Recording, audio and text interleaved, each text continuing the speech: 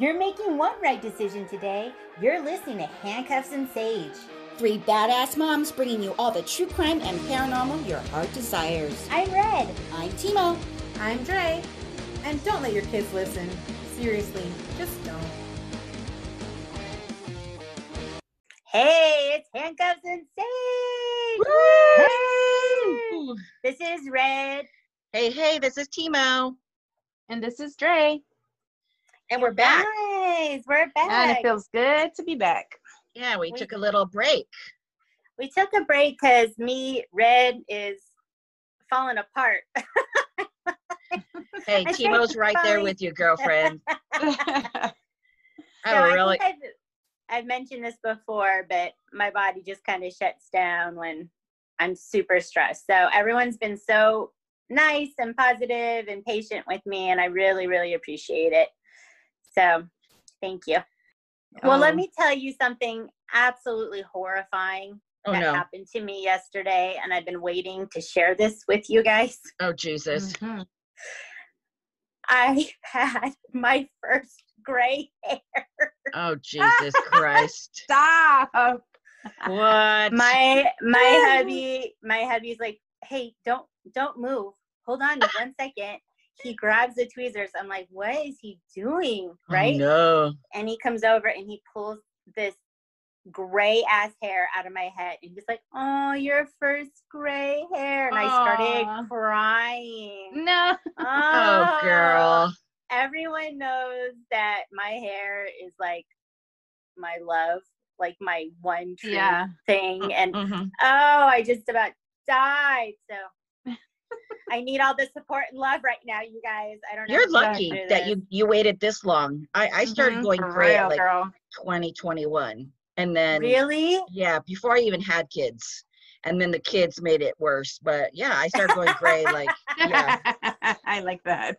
Yeah. Oh my gosh. Truth. So, I just was not ready for it. It just it's downhill from there. It's downhill. Mm-hmm. That's why we have hair color. Yeah. That's right. I guess I should use it because I have it. Are you guys ready? I'm ready. Let's do this. All right. I have a heavy hitter tonight.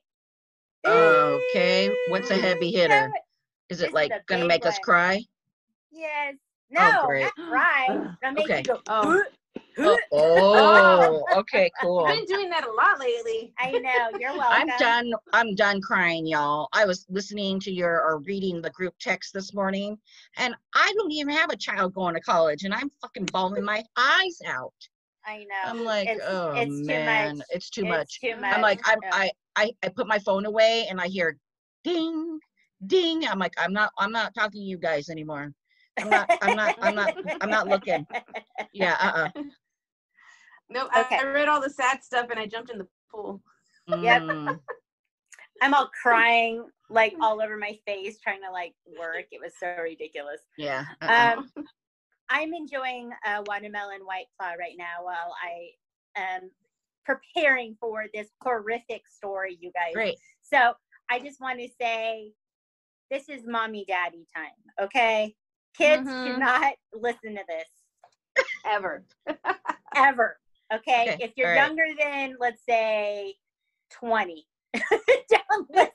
Oh no. Okay. I had the mistake. I was eating some ribs with a sugar-free sauce on it, and I felt sick to my stomach.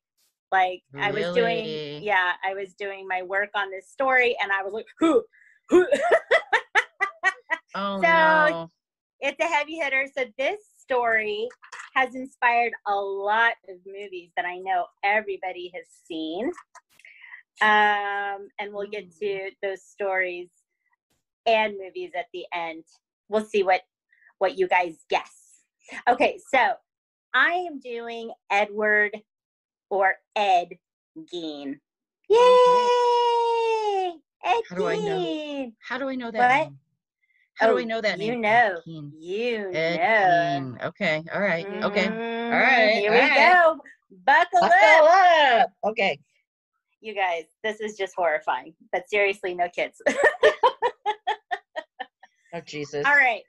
So Ed had two parents, Augusta and George. Augusta was his mom, and she was a heavier, robust woman, full-figured lady. And George, his father, seemed to really like, I guess I would assume, how Augusta really kind of pushed him around. Do you know the type? Like, he wants to be with someone, he just tells him what to do, right? But then kind of throws a fit about it at the same time. Okay. So Ed was raised in a very strict home, okay? Very religious, very strict. And it was rumored that his dad, George, couldn't keep a job because of some boozing. He liked them booze, right? And we hear this a lot, you know, with a lot of like disturbed killers, serial killers in their background. There's typically a parent who is an alcoholic. So y'all check yourself. Okay. Oh God. Okay. Okay. So Augusta really liked pushing George around, and she was actually really quite mean to him.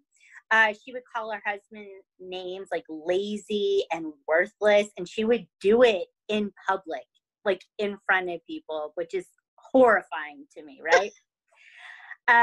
George would get drunk sometimes after work at this tavern, and then he would go home and beat on Augusta because the only time he felt like the strength to stand up to her. So it was a very dysfunctional home. There were times that Augusta would get down on all fours and pray to God to kill George. Okay. It was a hot mess up in this house. But Augusta thought, I bet I'd be a great mom. We should have kids. So, Jesus. Oh, let's bring it into this shit.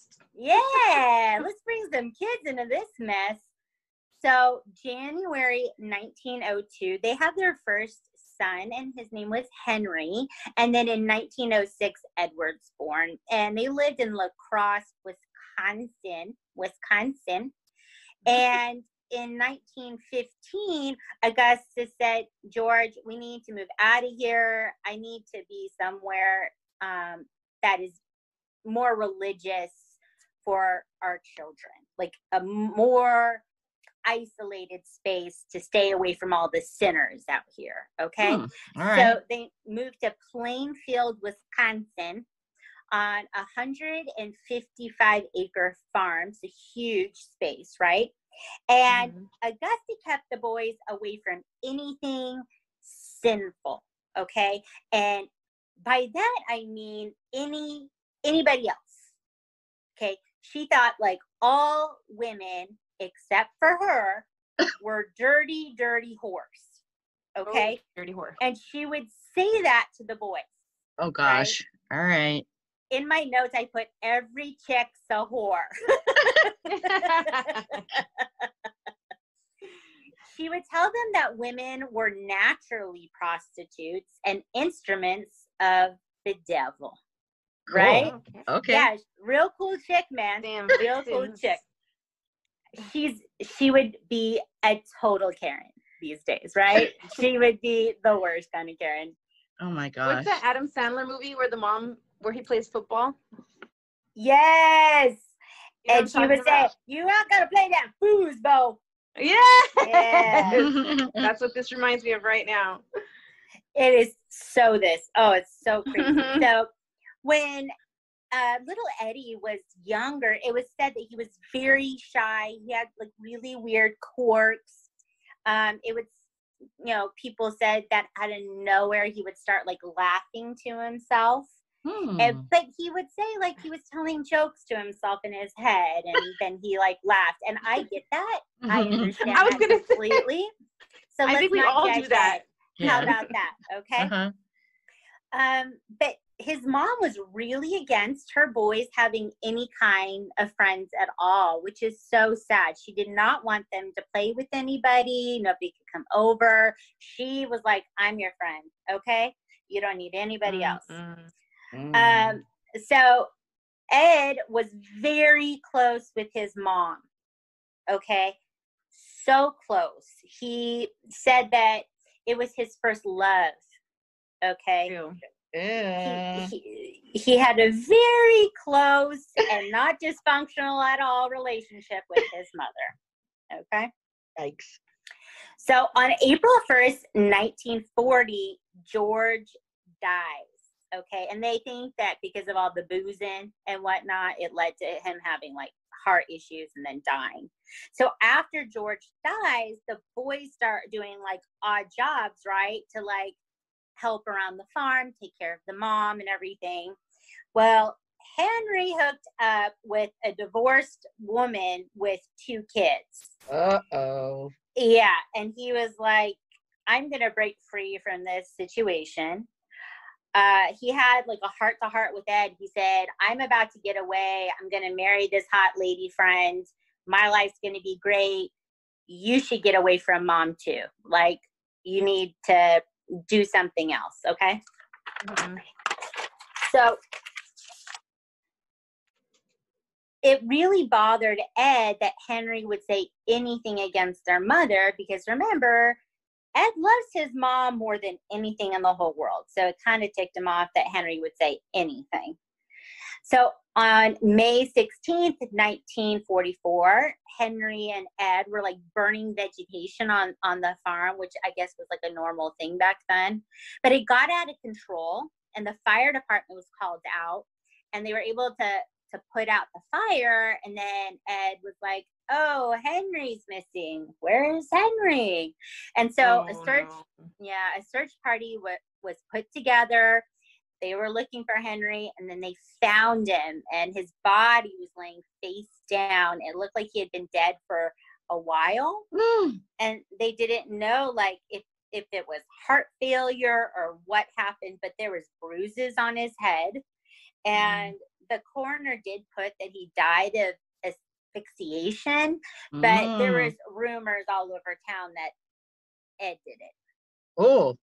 Okay? Mm-hmm. And with what we're about to find out, I would not be surprised that Ed killed Henry, right? Wow. Because Henry be dissing the mama, and Ed wasn't going to have it. That was his special lady, okay? Yuck. So, right. So Henry is now passed away, and Ed had his mom all to himself, right? Yay! But a year later, the mom, Augusta, had a stroke and she couldn't leave her bed, and Ed had to do absolutely everything for her, right? So just picture her in bed, probably ringing a bell, ding-a-ling-a-ling for Ed all the time, ding-a-ling-a-ling, to come and just do whatever for her always. But while he was, doing that for her, she would call him like terrible names. She would say that he was weak, and she called him a failure, and she was just a really nasty bitch. Okay, that's what I'm gonna say. Just awful.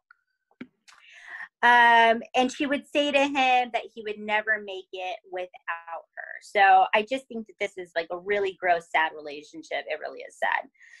So in December 1945, Augusta dies from a stroke. Okay. And Ed is 39 years old. All of a sudden, he's all by himself, right? He really has no social cues. He has no friends. And he has this huge house to himself. So he boards up all the rooms, and he leaves his mom's room in like pristine condition, right? Like that bitch is still living in there, okay?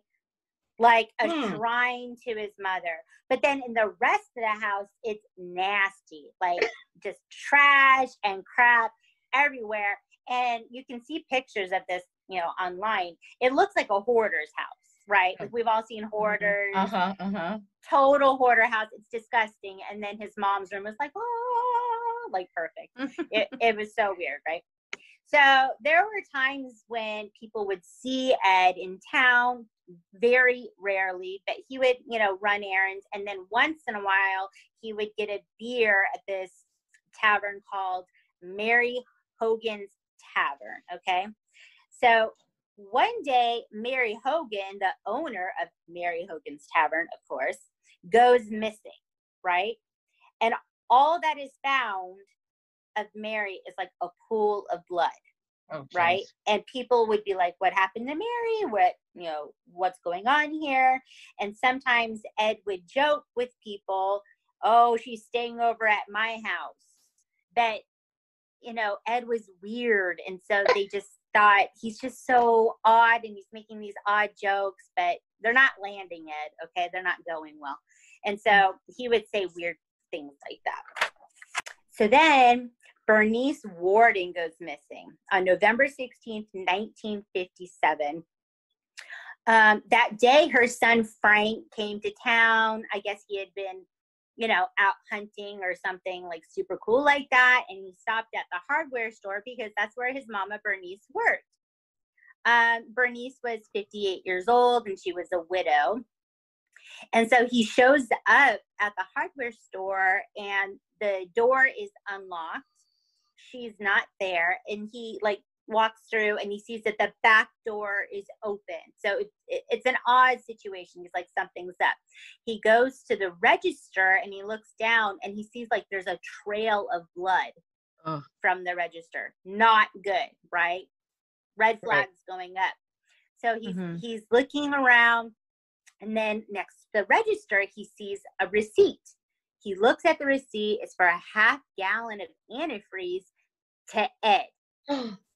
And he's like, oh my gosh, obviously Ed has something to do with this. Last person in here, she gone.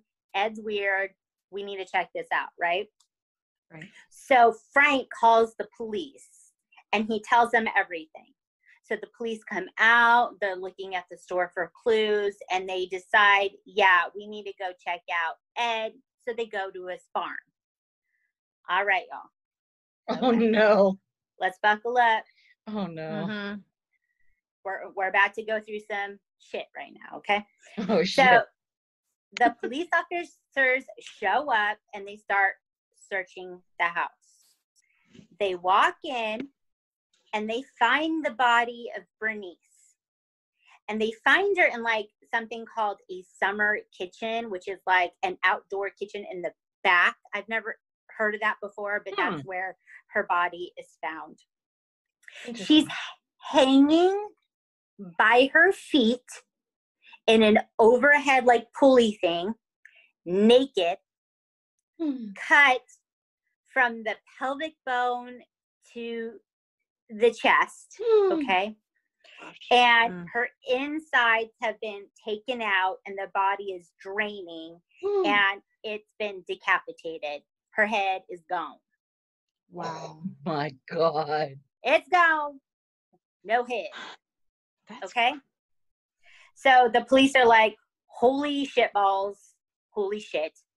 They call for backup, right? So a dozen other cops show up and they start combing the house. And this is where they get the term House of Horrors. Okay? Have you guys heard about House of Horrors? It comes from this story, Ed Gein. Okay? Oh. This is what they find. I know this sounds insane, and we're all going to get through this. It's just beyond. It's just beyond. Okay? The police officers found skulls turned into soup bowls. A chair that was straight up upholstered with human skin. All right, take a moment. Take a moment, okay? No, I know. Timo was like, this. woohoo! Now I know. Now I know this story. Yeah. Lampshades made out of flesh. Okay. There was a box of human noses. Why? Right? There was a belt that they found made out of women's nipples. Yep. Okay? Okay. First of all, disgusting. Second of all, so creative. Wow. Okay. Why just women's nipples? I'm wondering. We're gonna get to that. Oh, okay. So it's absolutely disgusting and disturbing. And imagine back then being a police officer, right? Having to find these things and like put together what you're touching and looking at. Okay? Right. Disgusting. There was a shade pole made out of women's lips.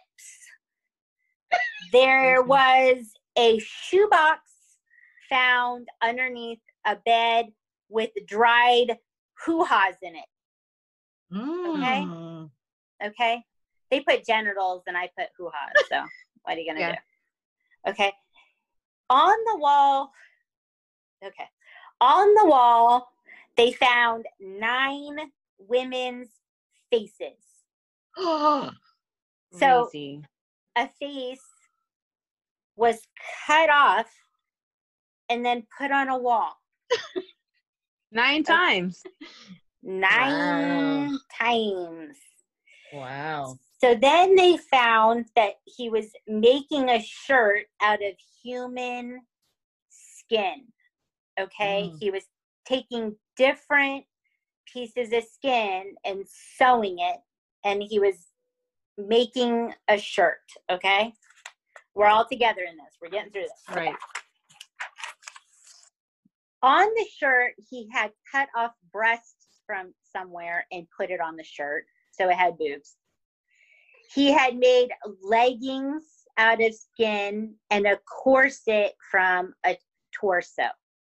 Now, I would like to remind everybody I was trying to eat ribs Right. while I was taking in this information. So I was straight like, it was so rough. It was so rough. So Ed said he was making a bodysuit, okay, because he wanted to be a woman. He wanted to be his mom. He would walk around the farm, in this isolated area in it to feel more like himself, okay? So they found a bag with Mary's face in it. Remember Mary Hogan from the tavern? Mm-hmm. They found her face in this bag. They found fingernails in the house. They found tongues in the house. In the fridge were human organs. They found a heart on the stove. They didn't know if he was about to eat it or cook it up or what the plan with the heart was. It was just so disturbing, okay? So they think that they found about 15 bodies on the farm, okay? So the police officers are working their asses off all day, gathering all this evidence and, body parts and everything together. And about 4:30 in the morning, they discover a bloody burlap sack with a freshly severed head in it. And in the ears of the head were large nails that had been jammed in there and connected with twine. And it was Bernice's head. So they asked Ed, like, what's up with this, homeboy? Why did you do this?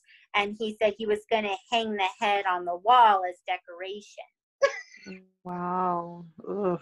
Could you see him like on his own TLC show? And just for a little pup, we're going to make a head decoration for the wall. Oh my God. Okay. So he later admitted to killing Mary and Bernice, but really, which is just beyond, is he lived close to a cemetery. And so for about 12 years after his mom died, he would go to the cemetery at night. He had this friend, Gus, who would help him dig up bodies. Like, I'm the kind of friend that will help bury a body, but this friend helped him dig up the bodies, okay? Because he wanted the skin. Okay. But Ed said that the skin on the dead bodies, was like dried out and it was really hard to work with. So that wasn't going to do, right? So that's why he needed like that fresh skin. He needed that Ah. fresh, moisturized, plump skin. So that's why he had to kill these ladies, right? So it's crazy. So Ed was charged with first-degree murder. He pleaded not guilty because of reasons of insanity. And they did find that Ed was unfit to stand trial. And he was sent to Central State Hospital for the criminally insane, right? He was cuckoo for Cocoa Puffs, okay? Mhm. He was there for about 10 years until they decided, okay, now he's not crazy. He's totally sane enough for trial. No problem, right? Oh, okay. Wow. I've never heard of this before. It's insane. So within a week, they found him guilty, okay? So he was sent to prison, of course. So the whole town in Plainsfield hated this house because people started to show up, like crazy people like us wanted to see Right. this house, right? Of Uh-huh. course. Mhm. And so at one point, the house went up for auction. But then after that happened, they didn't want anyone to buy this house. And, oh, it's crazy. How did this happen? The house caught on fire, right? So Ah. it went ablaze. It burned down. And, everyone in the town was really happy about this happening. Who knows what happened? But, okay. So it burned down. And everyone was super stoked about it. On July 26, 1984, Ed passed away. He was buried in Plainsfield, Wisconsin. He had a headstone, but people, freaks like us, would go and visit, but then take like a little piece of the headstone, right? Ah. Okay. And then in 2000, somebody stole like the rest of the whole headstone. Just took the whole goddamn thing. And it was later found, I guess, in Seattle. So now he's still buried there, but there's no headstone because weirdos like us steal. So, Yeah. so Ed Gein has, his story has, made it so a lot of people have written books and then movies about, what he did. So in 1960, the movie Psycho was based on Ed Gein. Oh, really? Okay. In 1974, the movie Deranged, this guy Ezra was supposed to be Ed in that. In 1974, the Texas Chainsaw Massacre movie was based on him. And then, of course, in 1991, Silence of the Lambs was based on Ed, right? Buffalo Bill was making this suit, right. To become a sexy lady because he fuck It himself. puts lotion on its skin. It puts the lotion on. So, and that would be Ed Gein. Say So that. it just, Say that other part again. Like I would fuck myself or whatever he says. What is he saying? I fuck myself so hard. Fuck me. So that was Ed basically in his house Oh for my gosh. years. Shit. So I think this is a really interesting story because I actually don't think like Ed Gein liked to kill or anything like that. Like a regular serial killer, right? A serial killer typically gets off on the kill, right? I don't think that's what was happening here. I think this man was so isolated for so long and had absolutely nobody, and his mom really fucked him up in the head, and he just got real DIY up in the house because I mean he hated himself. He said like he wished he had been born a girl. He didn't want to be a boy. You know, it's just really, really sad. You know, his whole life is actually really sad. But that's the story of Ed Gein, the butcher of Plainsville. So good. That was good. I knew the name, but I couldn't put the name to what was going on. But I see in my head right now the lampshades and the belt and was there teeth stuff too? Did he do anything with teeth? He would never do anything with teeth. Why would you even say that, Tina? I'm just kidding. I have no idea. I would assume so. It seems like everything kind of went. Yeah. All right. Anyway, that's awesome. It's just that's crazy. awesome. It's crazy. Yeah, that's so cool. Silence of the Lambs. I think it's so great on the one scene where she's walking through the house and it's like a sewing room, and like the pattern is there with the two flanks. And then it Yes. just dawns on her, oh my God, he's making a woman suit. It's so crazy. Yes. That's one of my Yes. favorite movies. If it's on, I watch it. I'm going to Yeah. watch it. I love Yeah. it. Same. Yeah, so good. So FBI good. profiler. Oh, my dream job. Woo. Oh gosh, that would be so cool. Yeah. Yeah, I just really fucked up my life. Like my next life, definitely for sure. Yeah. These. Do it. Mm-hmm. Do it. Do it. You have to be able to run and run a lot to be I that. won't. I won't know. do I it. can't do it. I know. Oh, that's why I didn't do that. I know, right? They're all running in the very beginning, and I'm like, I can't I do know, that. right? You know what? I'm gonna pass on this career. Yeah, option. right. Yep. All right, let's do it. Okay, so I'm gonna get a little dramatic on you guys right now. People once believed that when someone dies, a crow carries their soul to the land of the dead. But sometimes something so bad happens that a terrible sadness is carried with it and the soul can't rest. Then sometimes, just sometimes, the crow can bring the soul back to put the wrong things right. So, I've heard this before. I heard that on a podcast. Like a missing persons podcast. You listen to podcasts? That's so crazy. Oh, that's what? weird. I do too. Yeah. Like sometimes. Yeah. Just like sometimes. Once in a while. So Yeah. I'm continuing on with my the Cursed Films show, and I am going to talk about The Crow. It's so weird that you say this because anytime we see a crow, like in the hubs, he's like, "Oh shit, something bad is gonna happen." But remember back in the day, in our Superfuck days, I did the animal, what was it called? I think like animal premonitions or something to that effect. And the crow is actually not the bad luck. The crow was good luck. So. Right. And I was like shocked by that. Yeah. So that is the opening dialogue from Sarah. Sarah's the character of the little girl on The Crow. And this is really kind of not a horror film.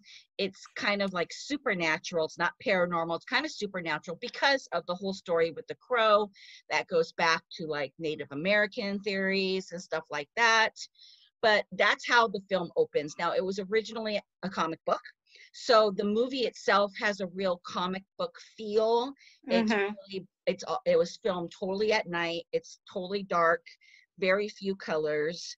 And basically what the movie is about, it happens on October 30th, which they call Devil's Night. It's the night before Halloween.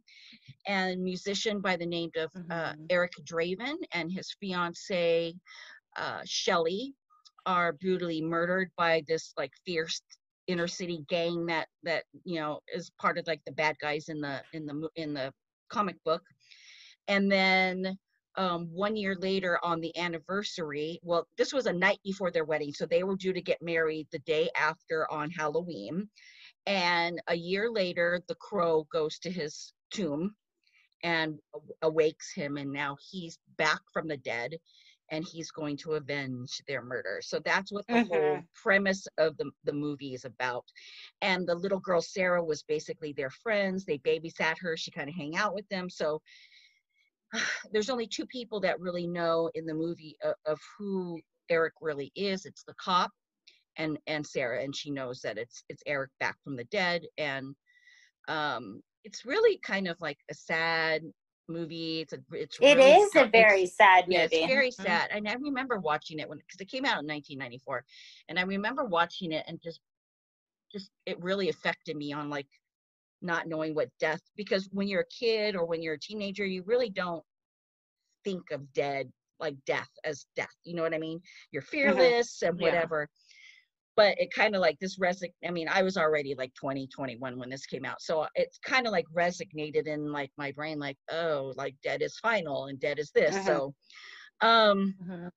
so they say that the crow is the hand of God and it helps the soul come back to make something horrible right. So that's what happens. He comes back to basically kick ass and kill all these motherfuckers that killed him and his fiance.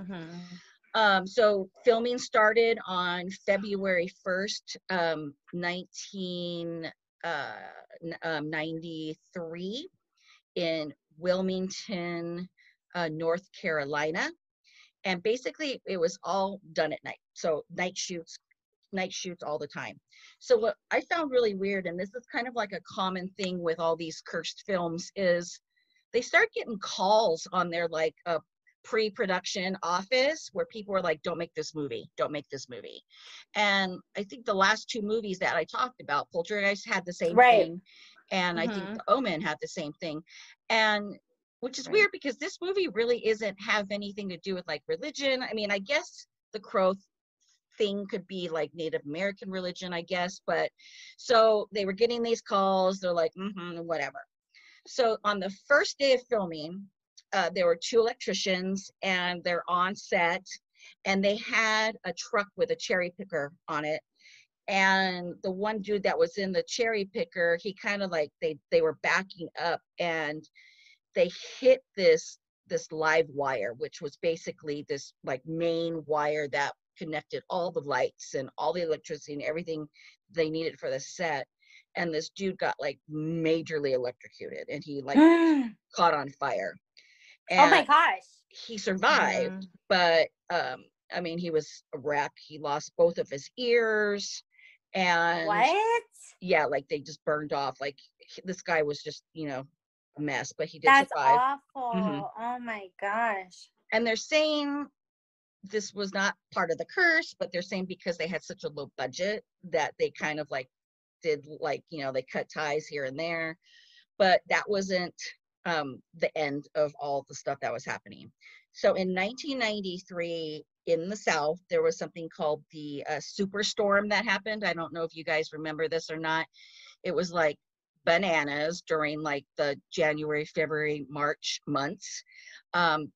It was just like horrible hurricanes, horrible blizzards. I mean, it was just like nightmare. So basically their whole set was destroyed during this superstorm. That's awful. And they had to rebuild. Gosh. They had to rebuild everything. So that was another thing that happened on the set.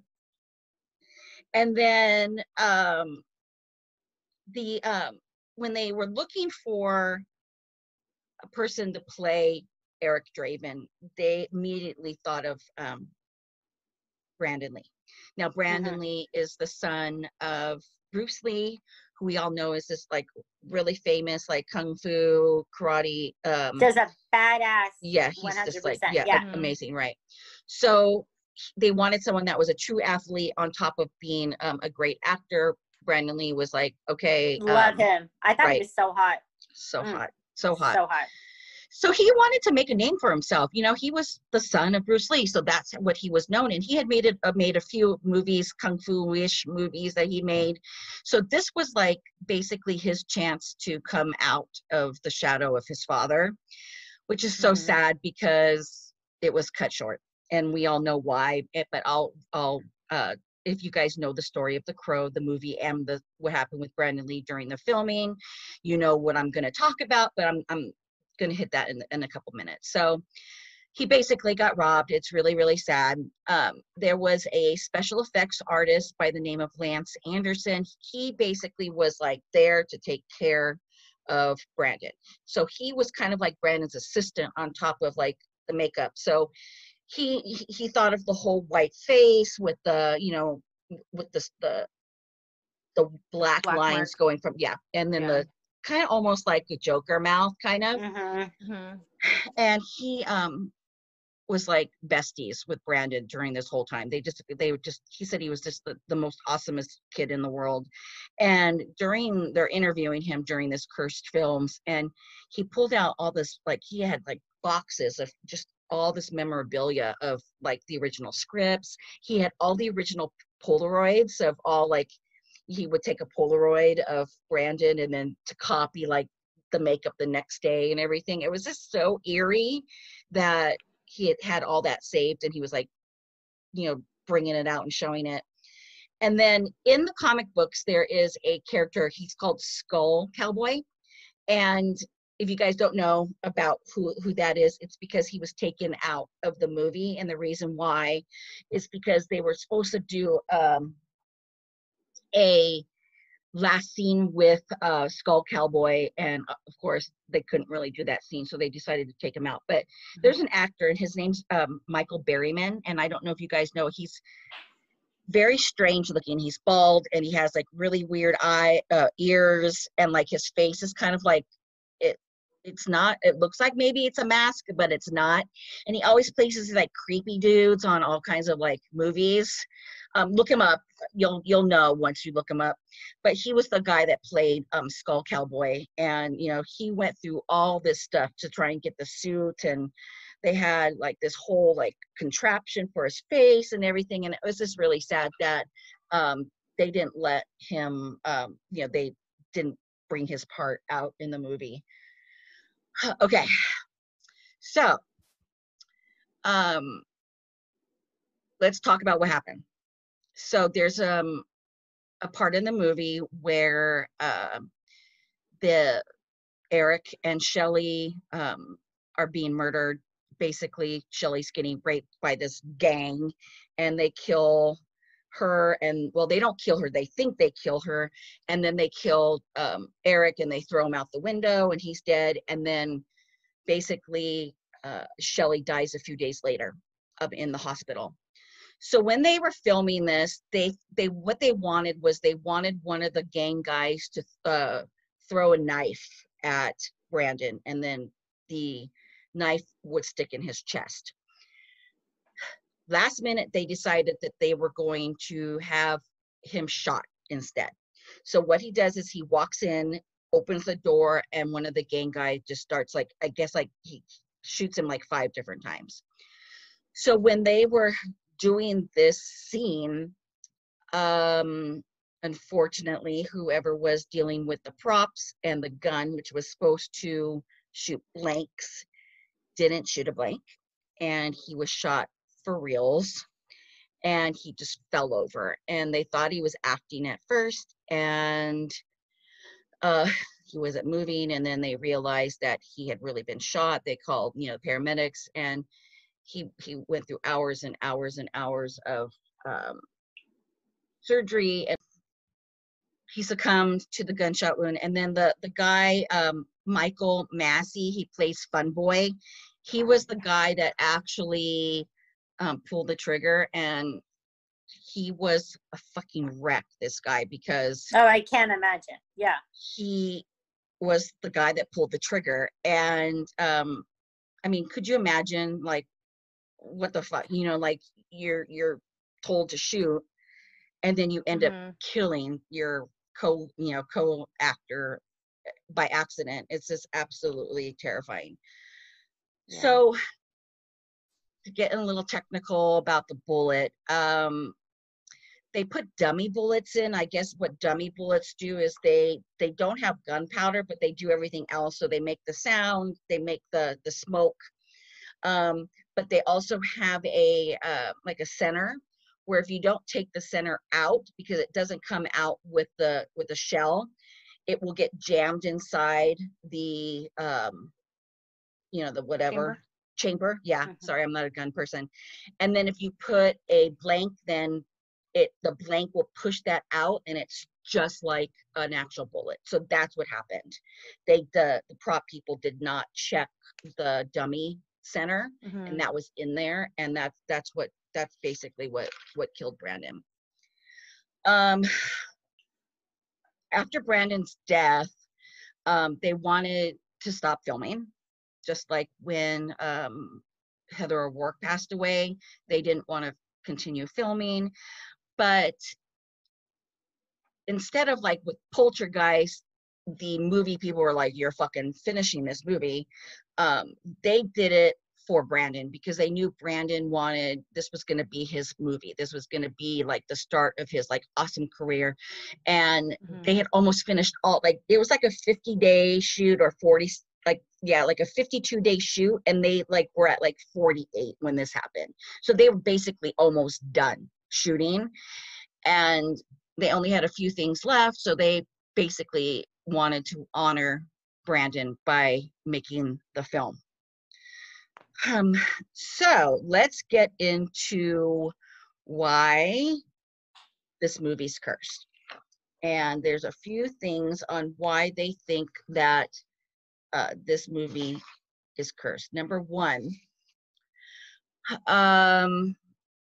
there is a Bruce Lee curse, because Bruce Lee was actually killed on set as well. Well, not killed on set. He was actually found dead in like an actress's apartment, but they think it was something that had to do on set. So they think that Bruce Lee was cursed, and now his son was cursed. So that's one of the theories, is it's just a carryover from his son. Little fun facts about Bruce Lee, you guys.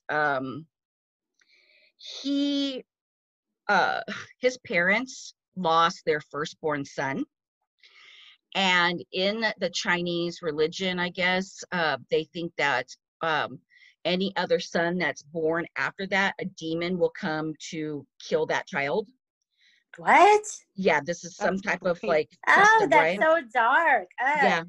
So Bruce Lee's parents would dress him up as a little girl, and they called him a little girl's name, and to make sure that the demon would not come and take him away. It's so crazy, guys. Like, that is totally crazy. Yeah.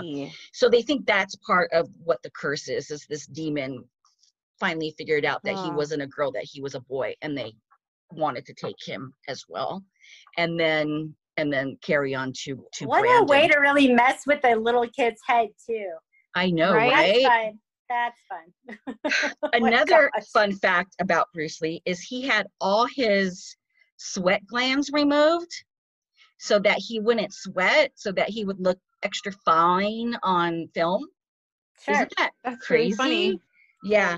And they think because he couldn't sweat out, like he had like heat stroke, and that's what killed him. But he had also taken a painkiller, which they think the painkiller might have like, there's a whole bunch of different theories about it was a mix. Yeah, it was a mix of stuff. So there's another theory where the Chinese mafia was after the whole Bruce Lee, the whole family, because of Bruce Lee, because he released a lot of like martial arts secrets in his films that the mafia was pissed off about, that they should have kept that secret. He should have kept that secret. So they think that he had a hit on him, and that Brandon also had a hit on him. And then one of the fantasy theories, not on Brandon, but on Bruce, was that they have something called a death blow. Have you guys ever heard of what a death blow? In Kill Bill, Uma Thurman's character kind of does this thing, like like hits this guy in the chest and then he dies or whatever. Well, that's what a death blow is, and they think that he got struck on set by something like that, and then he died. You could die from that like months or years later. It's like really, it's like super weird. But the actual circumstances of the whole thing was the bullet that killed him, and it was just super sad that his life was cut short, and it's just it's so heartbreaking. It is heartbreaking. I remember when that happened. Me too. Whenever anyone, just on like the brink of just something really special and unique is about to happen, for it to all of a sudden be cut short, it's just like you don't expect it, right? So then you think anything can happen, and that's terrifying, because anything can happen to you, anything can happen to the ones you love, right? You never know when something bad is going to happen. It's so scary. So they had like a few days left to finish the film, and they had his stunt double play him towards the end. So they asked the special effects guy if he could make a mask that resembled Brandon's face, because the guy didn't look like him, but he had like his whole body was the same, his hair was the same. So he kind of wore a mask of Brandon's face in the full makeup. They did a lot of things in shadow, like from behind the back.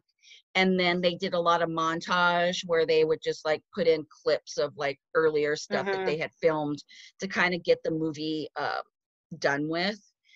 And Berryman, the guy Berryman, the funny guy that I told you about that was going to be Skull Cowboy, he was interviewed, and he wasn't pissed, he wasn't upset that his character got taken out of the movie, but he was just so mad because the whole cursed film came about, and he just thought it just looked bad on for Brandon and whatever, and he just didn't want any of that. But there is a lot of stuff that is not really coincidence when it comes to like so many different things that happen in the movie. I don't know, because I can't really say, because it's not a horror movie. It's kind of like a action film, kind of like sci-fi, something fantasy kind of show. But I don't know. There's a lot of things that did happen that were kind of weird, and he died like his dad on, like it's really just really weird how it all went down. Right. So my story was short and sweet, and I wanted to finish the series. I think I have one more film to do from the Shudder series, Cursed Films. I'm looking forward to the last one. I think I know what it is, but so there you go, The Crow. Oh my gosh, that was a good one.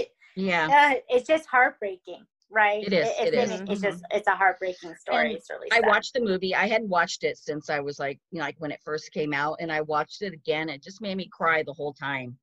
I don't know what's wrong with me lately. Like I just cry for You're falling apart. You're a hot mess. Dang, I know. So, it's a really good film. It's really good. I thoroughly enjoyed it. Yeah.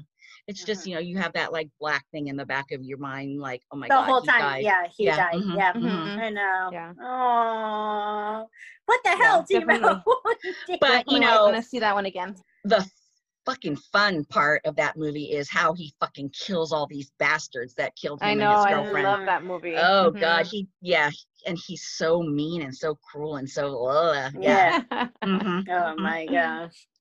Yeah. All right, are you ready for badass story of the week? Woo! Badass. Let's lighten the mood, right? Jesus. I know. This is so crazy. So this one, I think like in black and white, it doesn't seem like such a grand badass story. I've definitely had some others, but if you ever watch this video, I think you'll understand. Ooh. So John Caprone is a 23-year-old student at Boston College, and he was browsing through something called Remarkable Cleanouts Antique Store in Massachusetts, and with his girlfriend, and he found a $200 piano for sale. And so he asked, before he purchased or thought about purchasing it, if he could play it. So he was self-taught, and he played "Don't Stop Believin'" by Journey. I was waiting. I for love it. So people were so delighted by his rendition, they actually filmed it, and it became viral. So you can find this on their Facebook page. And then it got so many views, and since he was wearing a face mask, nobody knew who this guy was, right? So the owner was like, I gotta find this guy. Mark Waters, the owner of Remarkable Cleanouts.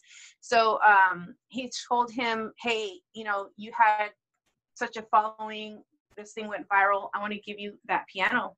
That $200 wow. piano that you were, considering purchasing.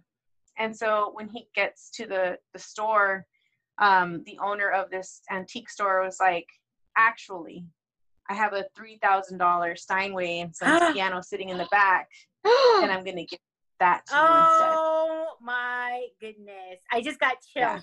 Yeah. I know. It was so People great. stepping up and giving it. I love it. Yeah. That's Oh, awesome. Yeah. So he like I burst like into tears, Aw. and I'm it gonna was burst just into tears. Oh, so awesome. I know, it's so beautiful. So you guys, I'm gonna have to send you the link because it was so. Yeah, He's please. an amazing piano player. Yeah, That's it so was really crazy. great. And he's self-taught, huh? Yeah, self-taught, even better. You are Crazy. amazing. That's all heart, I baby. love it. It is all heart. Oh, I love Mhm. it. Yes. Yeah. Yes. Yes. Mm-hmm. I love it. That's a good badass story of the week. Badass story. It is. It Good is. job. For sure. Yay! Yay! All right. Well, everyone should follow us on Instagram, Facebook, Twitter. Check us out on YouTube and TikTok and check out our website, handcuffsandSagePodcast.com. And our Patreon. Check out the Patreon, hook us up. And then we want to say thank you always to people who reach out and to message us. It's always nice to hear from people, and the support is always amazing. So we love it when you take a moment just to review us on iTunes. That always helps us out. It's so nice. And we can be reached through our email. What is it? handcuffsandsage@gmail.com. So never hesitate. Always reach out. It always makes our day. Thank you. Yeah, for sure. It does. Yep. Yeah, we actually respond. It's actually us. What? Hey, we make time. Yep, we do. All right, y'all. Are you ready? Yep. And remember, we do what we want. We do what we want. Woo! So professional. Woo! Professional as beaches. Yes, as beaches. All right. All right. That's it. Bye, y'all. Bye. Night, Night. night. Love you. Bye. Handcuffs and Sage is hosted by Red, Timo, and Trey in a shitty guest room in Los Angeles. Theme music is Leave Now by We Are Wasted. Cover art done by Megan Winchester. Follow us on Instagram, Facebook, and Twitter. Show us some love on iTunes. Be a badass and do what you want. Until next time.